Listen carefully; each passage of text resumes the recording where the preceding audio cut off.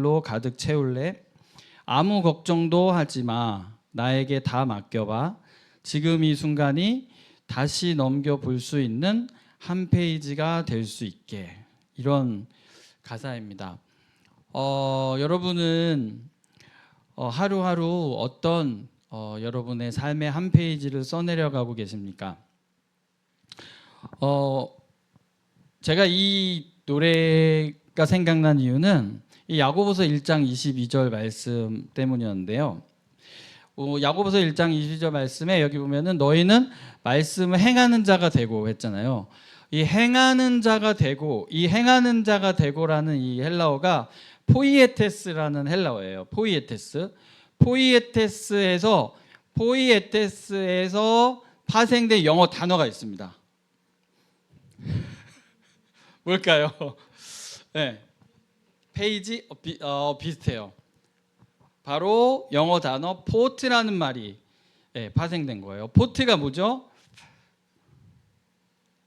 시인. 네. 포트. 네.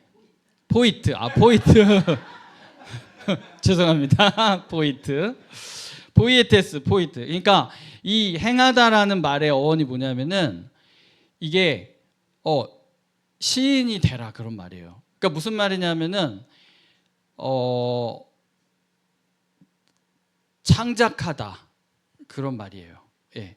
그러니까 그 당시에 이제 그리스 헬라 문화에서 이렇게 어떤 연극이나 강연이나 이런 철학자들의 강연이나 어떤 이런 극장에서 뭔가 공연을 하잖아요. 그것을 쓰는 사람, 어떤 그런 뭔가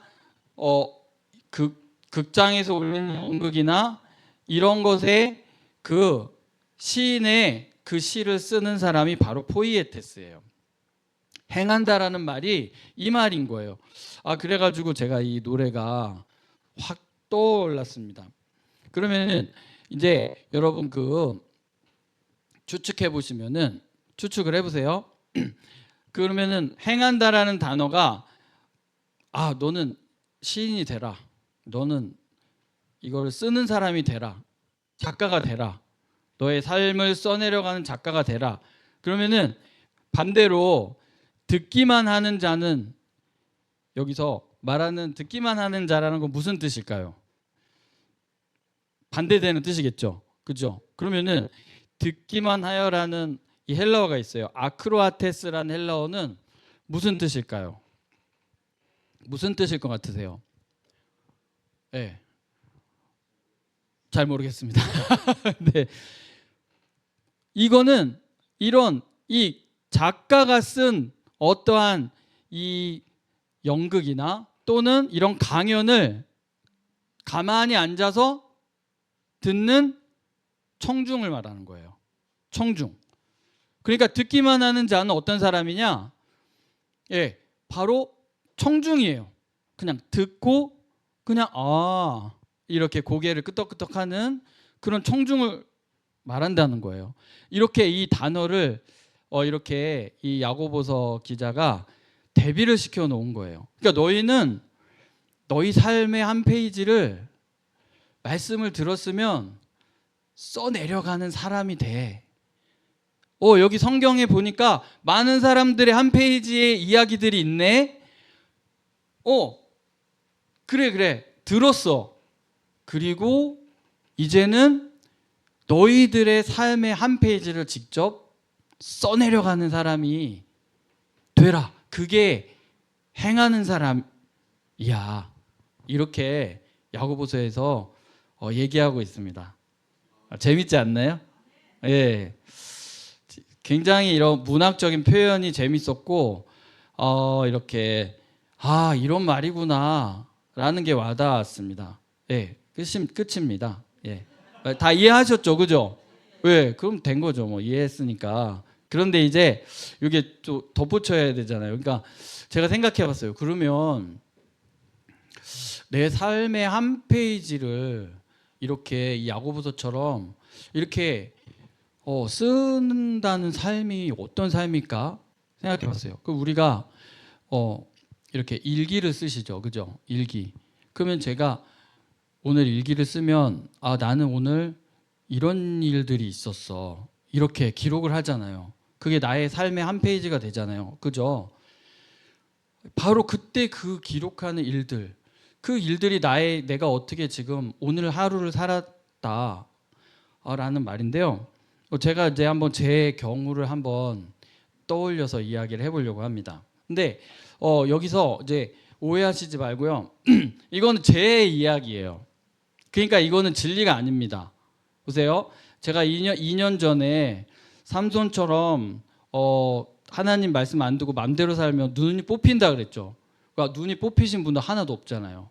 그죠? 네, 저도 뽑혔어야 되는데. 그러니까 그건 제 생각일 뿐이에요. 그러니까 아닐 수도 있어요. 그러니까 제 얘기를 할 겁니다. 이제 제 얘기가 제가 이 성경 이 부분을 이렇게 읽었을 때 저의 삶에 잊을 수 없는 한 페이지가 생각이 났어요. 이제 제가 중학교 2학년 때 이야기입니다. 인간이 아닐 때죠. 그죠? 중학교 2학년은 인간이 아니에요. 인간으로 보시면 안 돼요. 진짜 나쁜 놈들이에요. 그냥. 제가 그때 이제 제가 교복 자율화 세대예요. 그래가지고 중학교, 고등학교를 교복을 안 입었거든요. 근데 이제 저는 이 검은 모자를 항상 쓰고 다녔습니다. 당시에는 그 검은 모자를 써야 돼요. 그래야 약간 먹어주는 그런 게 있었어요. 그리고 검은 후드티에 펑퍼짐한 바지에 당시에 이제 군번줄이 유행했어요. 그래서 군번줄을 치렁치렁하고 은반지를 이만한 거예요. 은반지가 쌌어요. 한 몇천 원이면 샀거든요. 은반지를 이렇게 5손가락에 끼우고 이러면서 이제 막 이렇게 거리를 이렇게 막 껄렁껄렁하게 제가 다닐 때입니다. 그러니까 정말 제가 생각해도 왜 그랬는지를 모르겠어요. 근데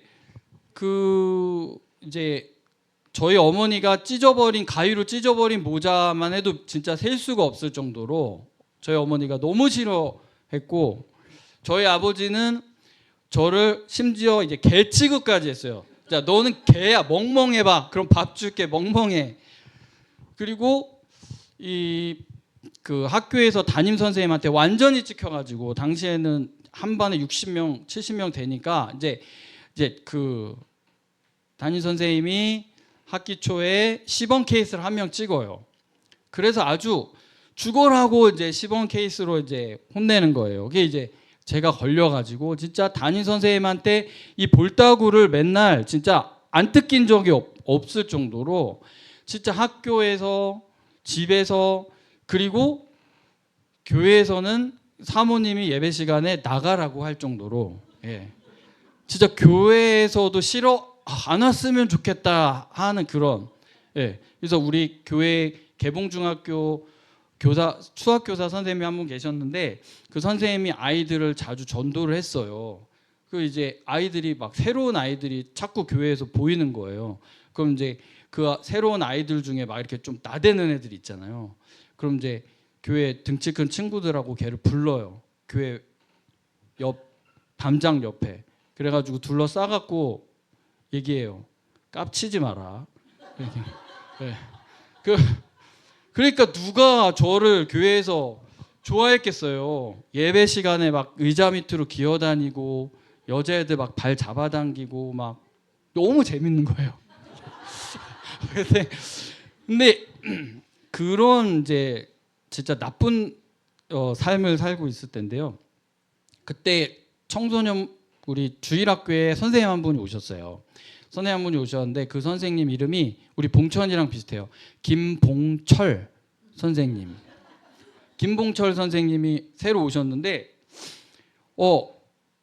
키도 진짜 조그맣고 빼짝 마르고 얼굴이 까무잡잡하고 진짜 너무 촌스럽게 생기고 정말 멋대가리 없어 보이는 그런 남자였단 말이에요. 우리는 당시에 남자는 이제 힘이 있어야 되고 싸움을 잘해야 되고 이래야 이제 이렇게 쳐다보게 되는데, 진짜 너무 볼품 없는 그런 선생님이 오셨는데 알고 보니까 그 선생님이 권투 유망주였다는 거예요. 난리가 난 겁니다. 이제 우리 그 청소년부 아이들 사이에서 막 난리가 난 거예요. 그래서 야, 이게 그 선생님이 권투 유망주였대 하면서 이제 야, 그러면은 그게 진짜인지 한번 알아보자. 그래가지고 팔씨름 대회를 연 거예요.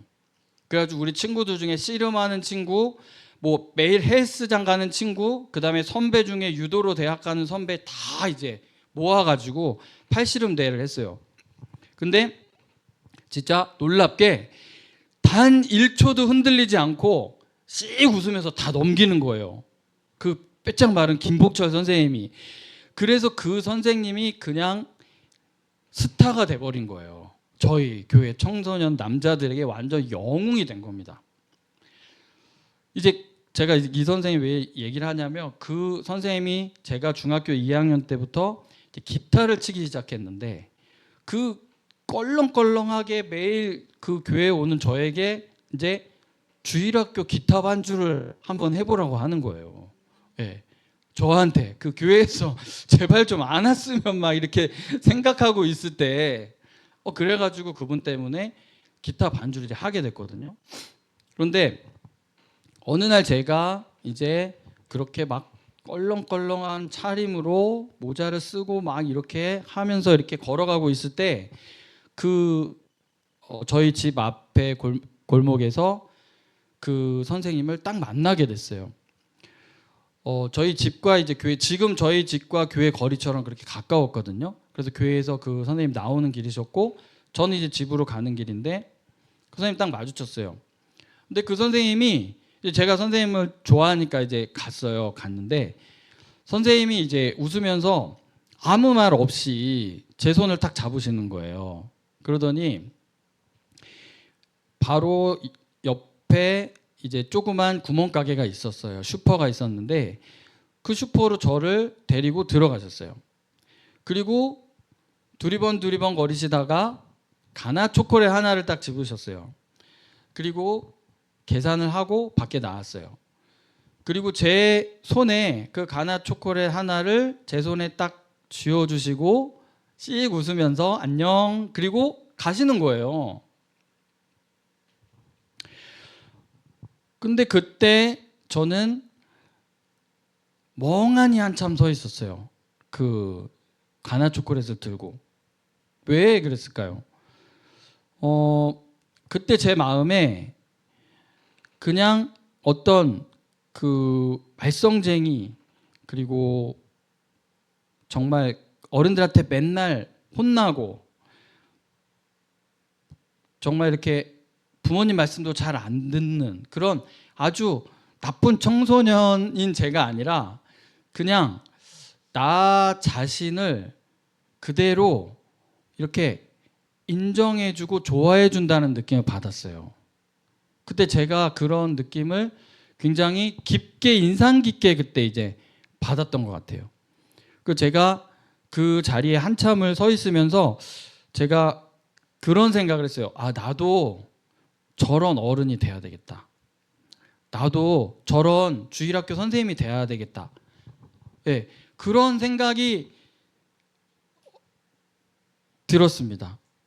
그리고 제가 바로 그렇게 삶이 변화된 것은 아니지만 그 선생님의 그 선생님과의 그 짧은 그 만남의 기억이 저의 인생에 항상 어느 순간마다 기억이 돼요. 나는 이렇게 살아야 되겠다. 나는 이런 어른이 돼야 되겠다. 제가 이 이야기를 이제 떠올린 이유는 이런 겁니다. 자, 이런 측면에서 생각해 봤어요. 그 하나님이 분명히 이제 만약에 그 선생님이 저를 만났을 때 이렇게 초콜릿을 사줘야 되겠다 이런 마음이 들었겠죠. 뭐 그냥 나를 만났는데 그냥 뭐 인사하고 안녕하고 지나갈 수도 있는데 내 손을 잡고 슈퍼에 가 사줘야 되겠다 이런 마음이 들었겠죠. 그게 하나님이 주신 마음이라고 저는 생각을 해요. 왜냐하면은 그 행동으로 인해서 저의 삶이 굉장히 따뜻해졌거든요. 그 다음부터. 그러니까 그분의 그 아주 단순한 행동이었지만 저는 그게 하나님이 주신 그분에게 주신 마음이라고 생각을 했어요. 저는 이런 거라고 생각을 합니다. 저에게 주영아 오늘 누구누구를 만나가지고 이렇게 밥도 사주고 뭐 선물도 주고 해라. 이렇게 음성으로 저에게 이렇게 들려주시지는 않아요. 그런 적은 없었던 것 같아요. 근데 이렇게 마음에 어떤 생각이 드는 거예요. 마음에 어제도 이제 우리 학원 친구들 2명을 이제 학원 수업 끝나고 밥을 사주면서 이렇게 얘기를 했어요. 근데 저한테 그런 마음이 드는 거죠. 저 친구들 밥을 좀 같이 먹을까? 사주면 어떨까? 이런 생각이 드는 거죠. 그러면은 몇 번 생각해보고 친구들한테 밥 먹을 시간 되니? 얘기해보고 괜찮다고 하면 이제 밥을 먹는 건데 단순한 그런 마음과 그런 행동인데 어쩌면 그게 하나님이 주신 생각일 수 있다. 저는 이렇게 믿고 싶습니다. 네. 왜냐하면 그런 게 아니라면 그런 게 만약에 없다면 하나님이 우리에게 그런 마음을 주시거나 또는 아주 예민한 분들 하나님의 음성을 들을 수도 있겠죠. 그렇게 우리에게 알려주셔야 우리가 한 페이지를 써내려갈 수 있을 거 아니에요. 우리 삶의 한 페이지를 나는 오늘 이런 일이 있었다. 나는 오늘 누구를 만나서 이런 일을 했다. 이렇게 써내려갈 수 있겠죠. 그래서 저는 그게 하나님이 저에게 주시는 그런 말씀, 마음이다. 이렇게 생각하고 그렇게 살아가고 있습니다. 네, 물론 아닐 때도 많죠. 제가 그런 마음을 주실 때 항상 제가 순종하는 마음으로 하지는 못하는 것 같습니다. 그런데 다 잘할 수는 없잖아요. 다 잘할 수는 없고 하나님이 저의 한계와 능력을 아시기 때문에 이것도 해라 저것도 해라 하실 수는 없잖아요. 근데 아까 저에게 저의 어릴 때의 그 기억에 부합하는 어떤 마음을 주시면 그거는 꼭 하려고 노력하는 것 같아요. 이렇게 네, 이제 다 내용을 다 전했습니다. 이렇게 하나님의 계획의 한 부분이 우리에게 이루어질 때는 아마 어떤 마음을 주실 것 같아요. 우리에게. 그럼 그 마음을 가지고 오늘 야고보서 말씀처럼 써내려가면 되죠. 그죠? 나한테 이런 마음을 주셨네? 한번 해보자. 하나님이 주신 마음이 아닐 수도 있는데 한번 해보자. 그런데 그게 금방은 이런 것 같아요. 하나님이 주시는 말씀이었을 때는 기쁨이 이렇게 되게 충만해지는 것 같아요. 근데 물론 아닐 수도 있겠죠. 제 감정일 수도 있겠죠. 근데 아까 김봉철 선생님이 하셨던 행동처럼 많은 시간이 지났을 때 이렇게 저라는 어떤 사람의 삶의 변화로 나타냈을 때 그 행동이 그러한 마음이 하나님이 주셨다는 확신을 갖게 되는 것 같아요. 네. 그래서 매주 말씀을 듣는다는 것은 우리가 삶의 한 페이지를 쓸 수 있는 소재를 하나님으로부터 받는다고 생각합니다. 네. 그래서 네, 이제 늘 맺는 그런 상투적인 결론을 내려보겠습니다. 가정에서, 교회에서, 사회에서 새로운 한 페이지의 이야기를 지금부터 써내려 가시기를 바랍니다. 네, 우리 가정을 향한 하나님의 계획이 있다면 나에게 하나님이 뭔가 주시는 마음이 있겠죠? 현웅아 설거지해 이런 거. 예, 오늘은 설거지를 해봐. 이런 마음. 예, 그렇잖아요. 변화가 시작되는 거예요. 가정이 네. 아니 그냥 제 생각이에요. 저는 저 삶을 알고 얘기하는 게 아니고 그냥 예를 드는 거예요. 예를. 예. 일터를 향해서 그런 마음 갑자기 나에게 주실 수 있죠. 그리고 예. 그게 오늘 말씀을 약간 유추해 본다면 창조적인 행동이 될 거예요. 내가 해보지 않은, 나는 집에서 이런 거 해보지 않았어. 근데 갑자기 이런 마음을 주시네. 그런 일일 수도 있을 것 같아요. 그래야 변화가 일어나고 새로운 한 페이지가 써질 거 아니에요. 그죠? 일어나셔가지고 TV 보다가 그냥 이렇게 있지 말고 일어나셔가지고 집에서 뭔가 할 일을 찾는다든지, 가족을 위해서 또는 직장에서, 학교에서, 친구들을 위해서, 다른 사람들에서 뭔가 할 마음을 주시면 그게 하나님이 주시는 그러한 마음일 수 있다. 저는 그렇게 생각합니다. 네, 동의하시나요? 아멘. 네, 감사합니다. 마치겠습니다. 기도하겠습니다. 하나님 참으로 감사합니다. 저의 이런 참으로 부족한 지식과 성경 지식과 또 너무나 부족한 삶을 이렇게 나누게 하시니 참 몸둘 바를 모르겠고 또한 감사를 드립니다. 우리의 그러한 삶이 완전한 하나님의 말씀에 비추었을 때 너무나 부족하고 항상 정말 죄송스러운 마음뿐이지만, 그럼에도 불구하고 하나님은 우리를 통해서 하나님의 크고 위대하신 계획, 또 영혼을 구원하시고자 하시는 하나님의 그 뜻을 이루어 가시는 줄 믿습니다. 우리의 삶에, 우리의 살아가는 동안에 하나님께서 우리 마음에 주시는 생각들, 그러한 것들을 잘 귀 기울이고, 그래서 하나님이 바라시고 계획하시는 일들이 우리 삶 속에 차곡차곡 한 페이지 한 페이지 써내려갈 수 있도록 축복하여 주시옵소서. 감사하며 예수님의 이름으로 기도합니다.